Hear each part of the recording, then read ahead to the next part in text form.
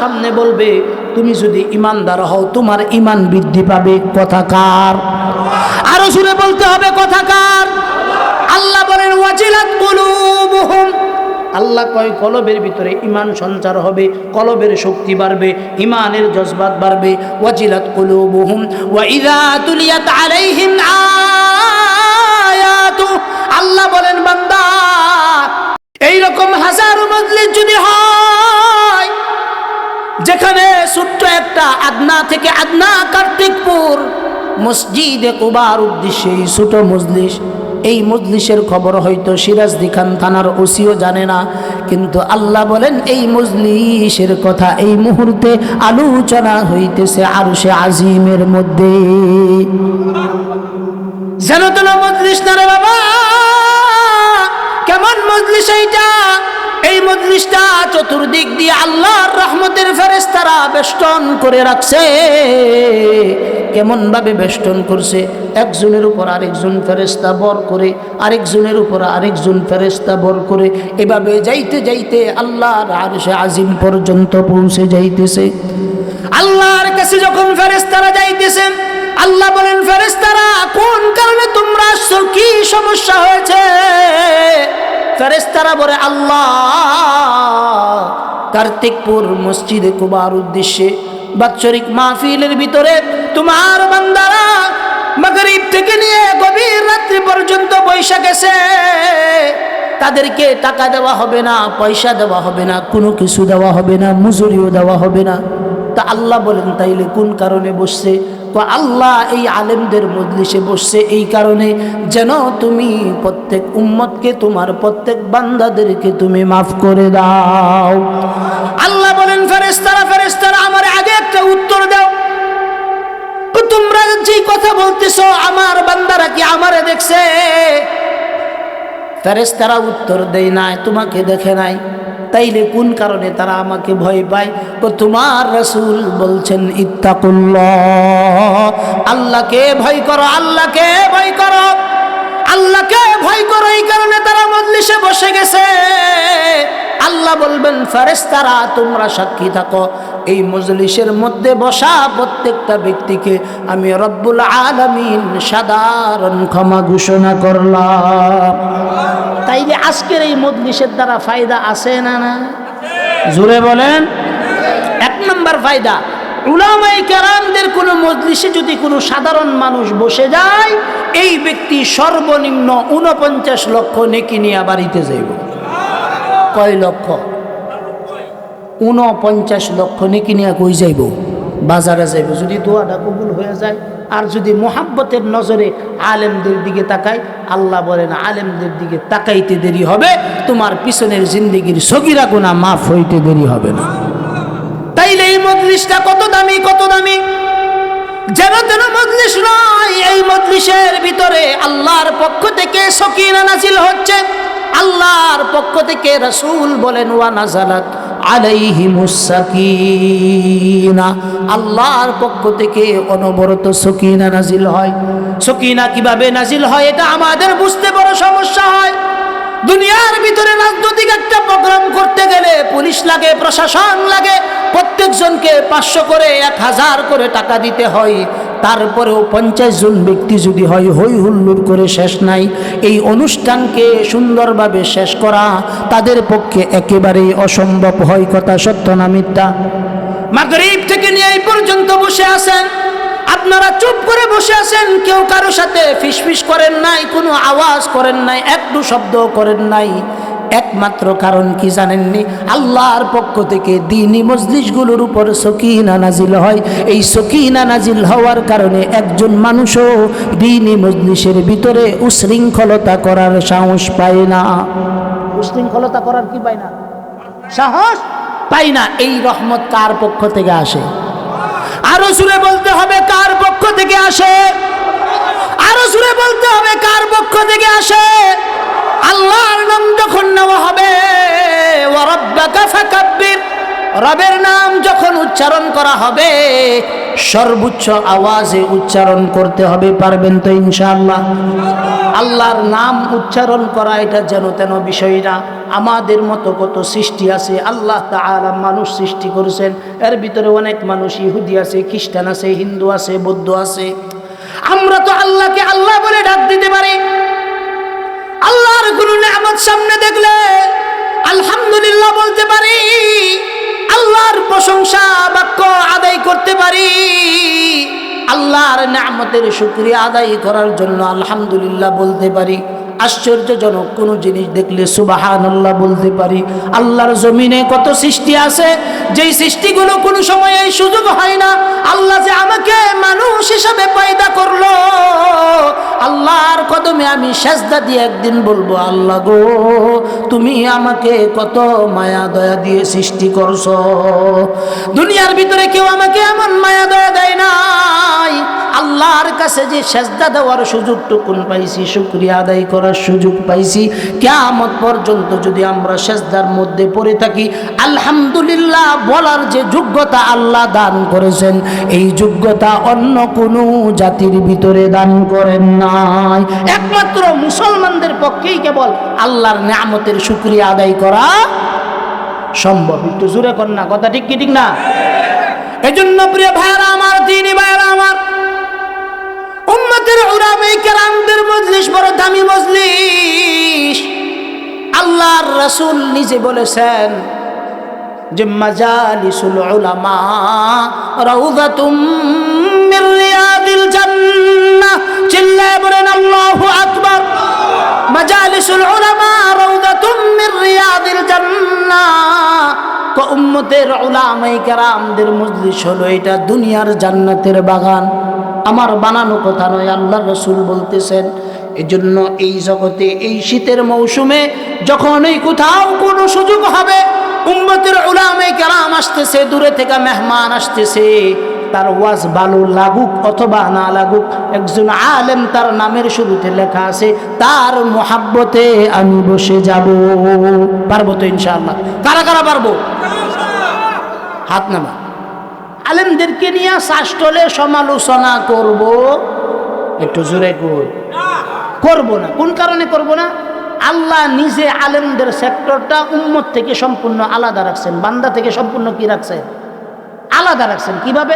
আল্লাহ বলছেন আলেম দুষ করব, গুণ করব। আল্লাহ কই এটার বিচার আমি করাম। কই? পর্দার আড়ালে। শক্ত বিচার হবে, কিন্তু এটা কোথায় হবে বলে?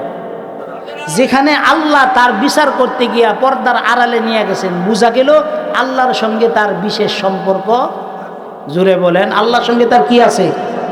বিশেষ সম্পর্ক আছে। শুধু সম্পর্ক না, বিশেষ সম্পর্ক। কোন কারণে বিশেষ সম্পর্ক? একজন সাধারণ মানুষ যদি সারা রাত্রি তাহাজ্জুদের নামাজ পড়ে, আর একজন আলেম যদি এশার নামাজ পড়া ঘুমায় যায়, ফজরের 10 মিনিট আগে ঘুম ভাঙছে, ঘুম ভাঙার পর অতি তাড়াতাড়ি মসজিদের মধ্যে যায় জামাতের মধ্যে হাজির হয়ে গেছে, আল্লাহ ফেরেশতাদেরকে বলে আওয়ামের নামে যেই রকম তাহাজ্জুদের নেকি লেখছ, কয়েকজন আলেম যে ঘুমায় গেছে তার নামেও তুমি তাহাজ্জুদের নেকি লিখতে থাকো। কোন কারণে তাহাজ্জুদের নেকি লিখব? আল্লাহ বলেন ইন্নামা ইয়াখশাল্লাহ মিন ইবাদিহিল উলামা। চিল্লায়ে বলা যাবে কি আল্লাহু আকবার? আল্লাহ বলেন এই পৃথিবীর ভিতরে কেউ যদি আমাকে প্রকৃতপক্ষে ভয় করে, আল্লাহ বলেন একমাত্র ভয় করে উলামায়ে কেরাম। উলামায়ে কেরাম যে ভয় করে এটা বুঝলেন কিভাবে? উলামায়ে কেরাম যদি কোথাও কোনো কারণে কোনো অন্যায় করে, অপরাধ করে, তার মনের ভিতরে এতটুকুন দাগ কাটে আমি এই কাজটা অন্যায় করছি, অপরাধ করছি। একজন সাধারণ এটা বুঝার যোগ্যতা নাই, সে অনেক সময় এমন কিছু কাজ করে যেইটাকে নেকি মনে কইরা করে, অথচ এটা গুনার কাজ। আমাদের সমাজে এইরকম কাজ আছে না নাই? আরো জোরে বলেন, আছে না নাই? এই কারণে আল্লাহ তাআলা কোরআনে কারীমের ভিতরে বলেন ওয়াসা আন তাকরাহু শাইআন ওয়া হুয়া খায়রুল লাকুম ওয়া আসা আন তুহিব্বু শাইআন ওয়া হুয়া শাররুল লাকুম। চিল্লায়ে বলেন আল্লাহু আকবার। আল্লাহ কয় বান্দা দুনিয়ার ভিতরে এমন অনেক কাজ আছে যেই কাজগুলো তুমি নেকি মনে কইরা করো, ভালো মনে করে করো। আল্লাহ কয় এই কাজটা আমার কাছে খারাপ কাজ, নেকির কাজ না। আবার এমন অনেক কাজ আছে যেই কাজটা তুমি গুনাহ মনে কইরা ছাইরা দাও, আল্লাহ কয় আমার কাছে এই কাজটা নেকির কাজ। ওয়া আসা আন তুহিব্বু শাইআন ওয়া হুয়া খায়রুল লাকুম ওয়া আসা আন তাকরাহু শাইআন ওয়া হুয়া খায়রুল লাকুম ওয়া আসা আন তুহিব্বু শাইআন ওয়া হুয়া শাররুল লাকুম। একটু জোরে বলা যাবে কি আল্লাহু আকবার? আল্লাহ কয় বান্দা দুনিয়ার ভিতরে এমন অনেক কাজ আছে যেই কাজগুলো তোমরা নেকির কাজ মনে কইরা করো, অথচ এটা বিন্দু পরিমাণ নেকির কাজ নয়। আবার এমন অনেক কাজ আছে যেগুলো নেকির কাজ না মনে কইরা তোমরা ছাইরা দাও। আল্লাহ কই এইটা আমার কাছে নেকির কাজ। আমি একটা উদাহরণ দিই, ভালো করে বুঝেন। এইরকম অসংখ্য কাজ আছে যেগুলোরে আমরা নেকি মনে কইরা করি, আবার এগুলো হইতেছে গুনাহ। আবার অসংখ্য কাজ আছে যেগুলোরে আমরা গুনাহ মনে করি, কিন্তু আল্লাহ কয় এগুলো নেকি হইতেছে। সুবহানাল্লাহ কইতেন না? সহজ ভাষায় আমাদের এই দেশে নয়, অধিকাংশ মানুষের ভিতরে এটা প্রচলন আছে। অনেক মানুষ মনে করে যে কোনো ব্যক্তি যদি কোনো অন্যায় অপরাধ করে, এইটার উপর যদি একবার তওবা করে, এরপরে আর এই বিষয়ে আর কোনোদিন তওবা করতে পারতো না। এই বিশ্বাসটা আমগর অনেকের ভিতরে আছে না নাই? একটু জোরে কইন, আছে না নাই? আল্লাহ তাআলা বলতেছেন, বান্দা তুমি যে বলতেছো তুমি তওবা একবার করলে আবার তওবা করতে পারবা না। আল্লাহ কয় বান্দা এই কাজটা আমার কাছে পছন্দনীয় না। কোন কারণে পছন্দনীয় না? আমরা যদি আল্লাহকে প্রশ্ন করি, আল্লাহ বলেন বান্দা তোমাদেরকে সৃষ্টি করার আগে এই জমিনের ভিতরে আমার আরো কিছু সৃষ্টি ছিল। এক নম্বর সৃষ্টি ছিল ফেরেশতা, মালাইকা। দুই নম্বর সৃষ্টি ছিল আল্লাহর পক্ষ থেকে জিন। আসিল কিনা বলেন? দুই শ্রেণীকে আল্লাহ তাআলা সৃষ্টি করেছেন। দুই শ্রেণীর ভিতরে আল্লাহ তাআলা সৃষ্টি করার পর সর্বশেষ রব সংকল্প করলেন, ইন্নী জাইলুন ফিল আরদি খলিফা। আল্লাহ তাআলা সংকল্প করলেন আমি জমিনের ভিতরে প্রতিনিধি প্রেরণ করব। কি প্রতিনিধি? জমিনের ভিতরে আমি প্রতিনিধি প্রেরণ করব। আল্লাহর পক্ষ থেকে যখন প্রতিনিধি প্রেরণ হয়ে গেল, আদম আলা নবী সালাতু ওয়াস সালাম জান্নাতের মধ্যে যখন আল্লাহ তাআলা সৃষ্টি করেছেন, সৃষ্টি করার পর তিনি যখন সৃষ্টি করে একাকী রাখলেন, দেখলেন আদমের মনটা ভালো না। আদমের সহযোগী হিসাবে আল্লাহ তাআলা মা হাওয়াকে সৃষ্টি করে জান্নাতের মধ্যে ছেড়ে দিলেন। ছেড়ে দিয়ে আল্লাহর পক্ষ থেকে নির্দেশ ছিল, আদম লা তাকরাবা হাযিহি শাজারা ফাতাকুনা মিনাল যালিমিন। চিল্লায়ে বলেন আল্লাহু আকবার।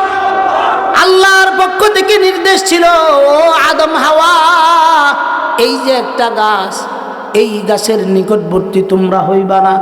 আমরা জানি এই গাছের নাম যেন কি? জোরে কোন?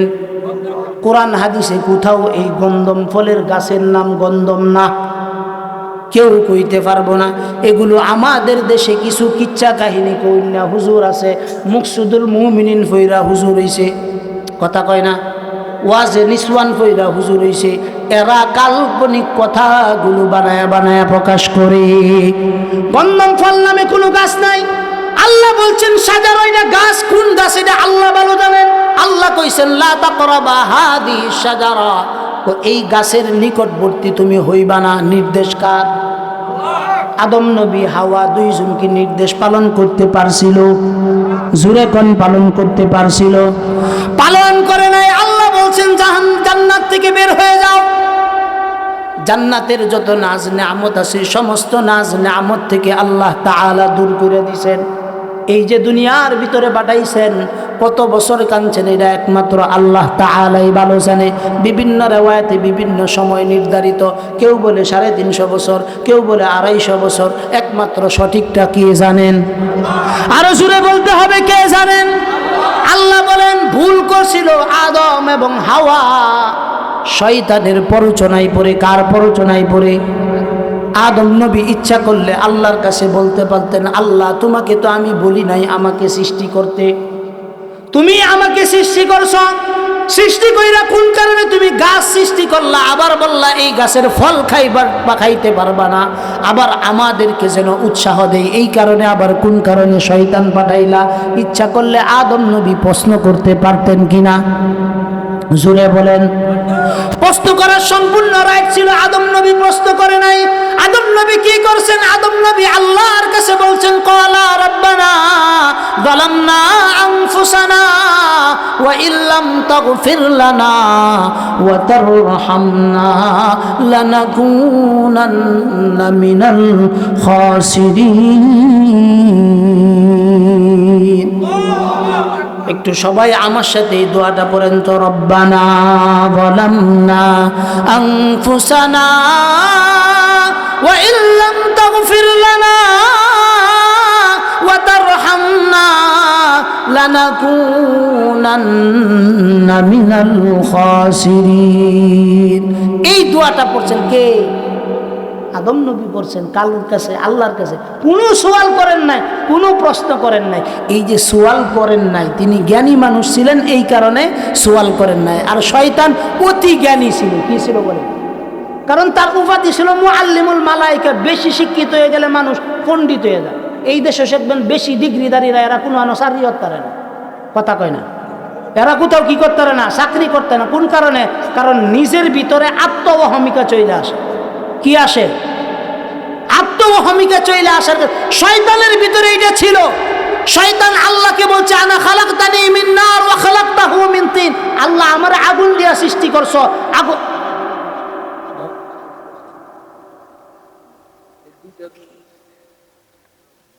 কথা ঘর পরিবেশ দিন, কথাটা তো দইরা রাখা। আপনারা অতগুলা মানুষ বয়া রয়েছেন, এটা যদি আমনে ঘরে বয়া দিই কইতে কথাগুলা কষ্ট হইতো না? মানে আমার তো পয়েন্টগুলো দইরা রেখে শেষ পর্যন্ত আমনে ঘরে শেষ কইরা দেওয়ার লাগবে। তা আমি যেন মাথা লুডাইতারি, এই কারণে একটু সার্বিক সহযোগিতা আপনারা করবেন। করবেন তো ইনশাআল্লাহ? একটু জোরে কইন আল্লাহু আকবার। কইছে না আমি লিল্লাহি তাকবীর বলবো, সকলে উচ্চ আওয়াজে বলবেন আল্লাহু আকবার। পারবেন তো? লিল্লাহি তাকবীর। আওয়াজ হইছে না? আওয়াজ হইছে না? পিছন দিয়ে আওয়াজ হইছে না? এবার পিছন থেকে বলতে হবে লিল্লাহি তাকবীর। এবার পিছন সামনে সবাই মিলে বলতে হবে লিল্লাহি তাকবীর। কোরআন সুন্নাহ যেখানে, কোরআন সুন্নাহর আলো। এতদিন পর্যন্ত ঘরে জ্বালাইতেছেন না, এবার ঘরে জ্বালানোর দরকার নাই, একটু কোন সংসদে জ্বালো। কোরআন সুন্নাহর আলো। সংসদে জ্বালাইলে কি সমস্যা আছে? জ্বালাইলে সমস্যা নাই, জ্বালাইলে আমরা সবাই বালাতাম ইনশাআল্লাহ। বালাতাম, সন্দেহ আছে এটা? ইনশাআল্লাহ কেউ চুরি করে ওই দিন রক্ষা পাবে না। কেউ বেগম পাড়ায় বাড়ি করতে পারবে না। রাষ্ট্রীয় সম্পদ চুরি করে নিজের সম্পদ বানায় কেউ এই দেশ থেকে ফাঁকিবাজি করে যাইতে না। কেন? কারণ এই কুরআন যদি সংসদে জ্বালে, তো কুরআন সংসদে যায় সর্বপ্রথম কুরআন সংসদে যায় ঘোষণা করবে, আস-সারিকাতু ওয়াস-সারিকাতু ফাকতাউ আইদিয়াহুমা জাযাআন বিমা কাসাবা নাকালাম মিনাল্লাহ। কুরআন থেকে ওই দিন আইন মন্ত্রী সংসদে দাঁড়িয়ে ঘোষণা দিবে, আজকের পর থেকে যদি আমার রাষ্ট্রের কোথাও চুরি হয়, যেই ব্যক্তি চুরি করবে বাইতুল মুকাররমের 0 পয়েন্টের সামনে, ওই ব্যক্তিকে সবার সামনে ধরে তার হাতগুলো কেটে দেওয়া হবে। এই ঘোষণা দিতে দেরি হবে। রাষ্ট্রীয় সুর, মিনকা সুর, শেষকা সুর, সব সুর একদিনে তওবা করতে মানুষ। এই কারণে জাতীয় সুররা কখনো সরিয়ে আইন চায় না। কথা কয় না? একবার স্কুল থেকে তার বাচ্চা একটা কলম চুরি হচ্ছে। কি চুরি হচ্ছে? কই কলম চুরি হচ্ছে। তে দপ্তরিয়ায় বিচার দিছে, স্যার আপনার ছেলে অফিস থেকে একটা কলম চুরি করছে। তো স্যার যেই কইছে একটা কলম, বাচ্চারে মাইরা মাড আনছে, তুই একটা কলম কেড়ে চুরি হচ্ছ, গতকাল এই অফিস থেকে তোর লাগে আমি 150 কলম লয়ে গেলাম, আজকে তুই একটা কলম কেন লেগে চুরি হলি? তার মানে আমগর দেশে সমস্যা হয়েছে, সুরের দেহাত বিচার হরে দেয়াইতে। কথা কয় না? সুরের বিচার কারা করে? ডাকাইতে বিচার করে। এই কারণে আমরা বিচার পাই না। আমরা কি পাই না? বিচার পাই না। কারণ বিচার এখন দুঃখে দুঃখে মরে আর কাঁদে। কিন্তু বিচার কোথায় ছিল? আল্লাহ রাসূল সাল্লাল্লাহু আলাইহি সাল্লাতু ওয়াস সালাম নিজের সবচাইতে মুহাব্বতের কন্যা ফাতেমাকে তানবী সতর্কীকরণ দিতেছেন। আল্লাহ রাসূল বলছেন, ইয়া ফাতিমা তু আনকিদি নাফসাকি মিনান নার, হে আমার কন্যা ফাতেমা, আমি তোমাকে বলতেছি তুমি আমার মেয়ে, এই হিসাবে কিয়ামতের দিন আল্লাহ বিচার করবেন না। তুমি মুহাম্মাদুর রাসূলুল্লাহ সাল্লাল্লাহু আলাইহি সাল্লামের সন্তান, এই হিসাবে আল্লাহ বিচার করবেন না। তোমার আমল যদি ভালো হয়, তুমি যদি আমলের দিক দিয়ে উন্নত হও, আল্লাহর কাছে একমাত্র তুমি ছাড় পাইবা, এছাড়া ছাড় পাওয়ার কোনো রাস্তা। কিন্তু আমাদের দেশে মন্ত্রী ছেলে যদি 100টা সেঞ্চুরি করে, আকাম কুকামের ভিতরে বিচার আছে। কিন্তু গ্রামে দেখবেন একটা সিরিয়াস স্যারারে দৌড়েছে, দেখবেন যে এক গ্রাম্য নেতা দৌড়ে হেরে, তার কাছ থেকে জরিমানা 40,000 নিয়েছিল। অথচ হ্যাঁ প্রতিদিন এই আকাম করতেছে, হোটেলে যায়, কিন্তু তারা কেউ ধরার নেই, কথা কয় না। সমাজে চুরের বিচার করে ডাকাইতে, এই কারণে এই দেশে কিয়ামতের আলামত হইতেছে। কথা কন না কে? মনে হয় কথাটা আপনাকে লাগিয়ে যাইতেছে, লাগার কিচ্ছু নাই। কিছু কথা আছে, আপনি যেহেতু ডাক্তার আনছুন, চিকিৎসা করতে গেলে যদি সব আমি ওষুধ মিষ্টি মনে হয় যে হুজুরে যেটি ঔষধ মিষ্টি দিব এটি খাইয়াম, আর যেটি তিতা দিব এটি খাইতাম না, রোগ সারবো গো। একটু জুড়ে কোন রোগ সারবো? ডাক্তার যখন ঔষধ দিবে, সর্ব অবস্থায় দেখবেন সেই ঔষধটা বেশি তিতা, এইটা হইল সর্বোচ্চ অ্যান্টিবায়োটিক। কথা ঠিক না বেঠিক? এখন আপনি যদি মনে করেন যে এইটা মিষ্টি মিষ্টি কয়, ওইটাই শুধু গ্রহণ করাম, আর যেইটা একটু একটু তিতা লাগে ওইটা গ্রহণ করতাম না, কিয়ামত হয়ে যাবে আপনার কপালে হেদায়েত লেখা নাই। আপনার কপালে কি না? একজন ইমানদারের সর্বপ্রথম গুণ হইল, ইমানদারের সামনে যখন কোরআনে কারীমের শক্ত বিধানগুলো বলা হবে, তো ওই ইমানদারের ইমানের ভিতরে জোশ আসবে, শক্তি সঞ্চার হবে। জোরে কন্যা সুবহানাল্লাহ। এখন এইটা কি আমি বানায় কই লইব? আল্লাহ কইতাছে। আল্লাহ কি কয় আমি পড়তাছি, আপনারা শুনবেন আর আমল করবেন, পারবেন তো ইনশাআল্লাহ। বিসমিল্লাহির রহমানির রহিম। ইন্নামাল মুমিনুনা আল্লাযীনা ইযা যুকিরাল্লাহ।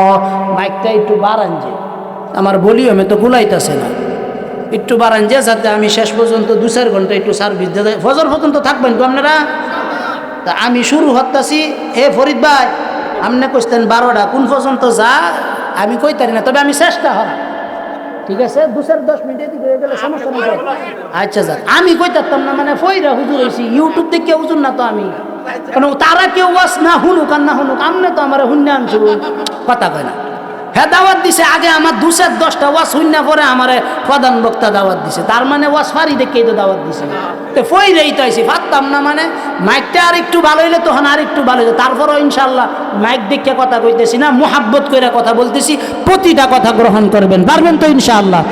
বিসমিল্লাহির রহমানির রহিম। ইন্নামাল মুমিনুনা আল্লাযীনা ইযা যুকিরাল্লাহ।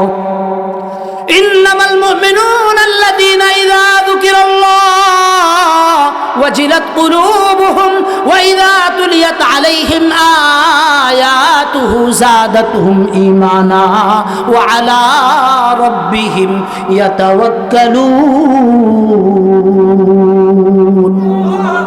মুসলমান বাবাজিরা আমার, আল্লাহ তাআলা প্রথম শব্দ আনছেন ইন্না, নিশ্চয়। ইন্নামাল মুমিনুনা আল্লাযীনা ইযা যুকিরাল্লাহ।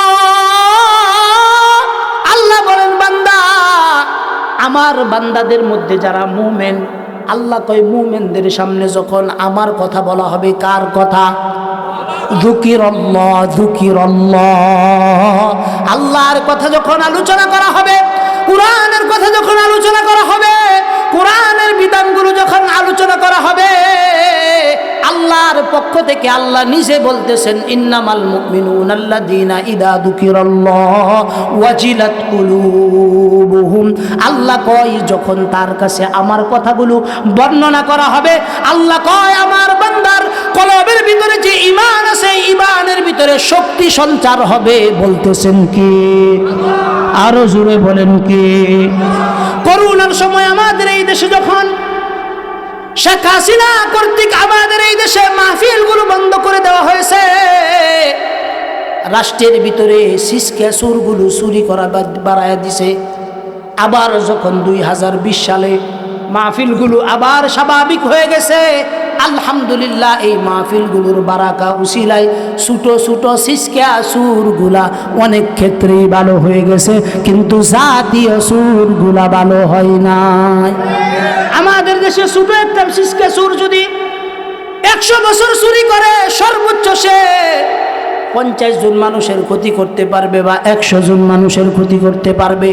কিন্তু শিক্ষিত একজন সুর, সে কত বড় মারাত্মক সুর, সে যদি কলমের একটা খুসা মারে, এই কলমের এক খুসা দিয়া 11,500 কোটি টাকা বিদেশে পাচার করতে পারে।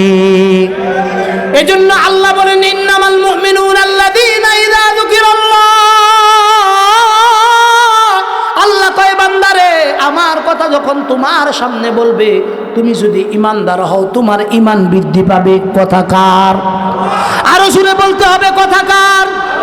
আল্লাহ বলেন ওয়াজিলাত কুলুবুহুম, আল্লাহ কয় কলবের ভিতরে ইমান সঞ্চার হবে, কলবের শক্তি বাড়বে, ইমানের জজবাত বাড়বে। ওয়াজিলাত কুলুবুহুম ওয়া ইযা তুলিয়াত আলাইহিম আয়াতু, আল্লাহ বলেন বান্দা, তারপরে যখন তোমার সামনে যখন আমার কালামুল্লাহ থেকে তেলাওয়াত করা হবে, কি থেকে তেলাওয়াত করা হবে বলেন?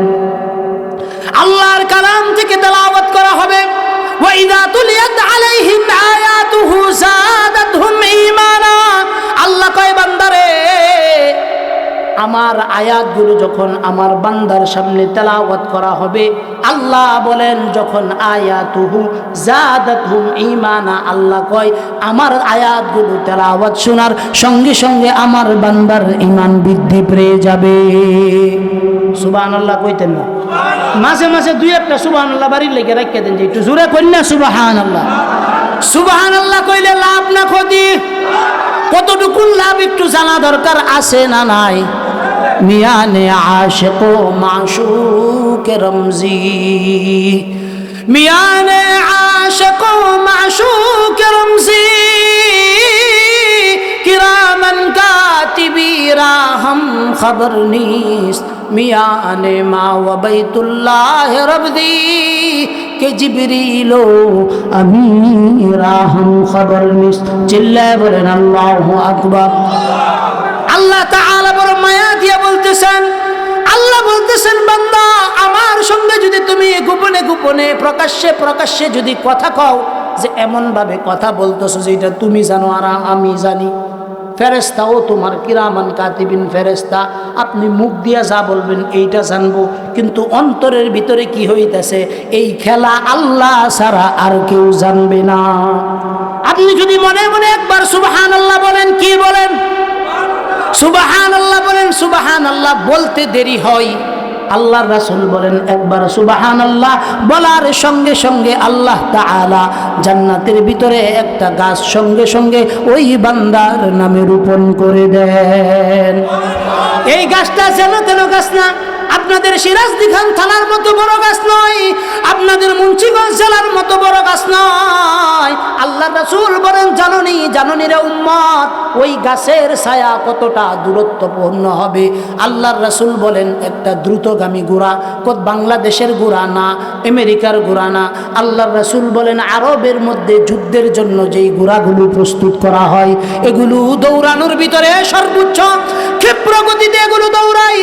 আল্লাহ রাসূল বলেন আরব একটা ঘোড়া যদি একদিন নয়, 2 দিন নয়, 3 দিন নয়, 1 বছর নয়, 2 বছর নয়, 3 বছর নয়, 100 বছর নয়, 200 বছর নয়, 500 বছর যদি একটা দ্রুতগামী ঘোড়া অনবরত দৌড়াইতে থাকে, দৌড়াইতে থাকে, দৌড়াইতে থাকে, একটুও বিশ্রাম না নেই, তারপরেও ওই গাছের ছায়াকে অতিক্রম করতে পারবে না।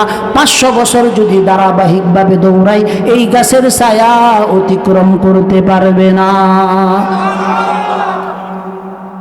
সুবহানাল্লাহর আওয়াজটা অনেকটু বাড়ছে না গো? নগদ যা পাও তা নিয়ে নাও, বাকির খাতায় শূন্য।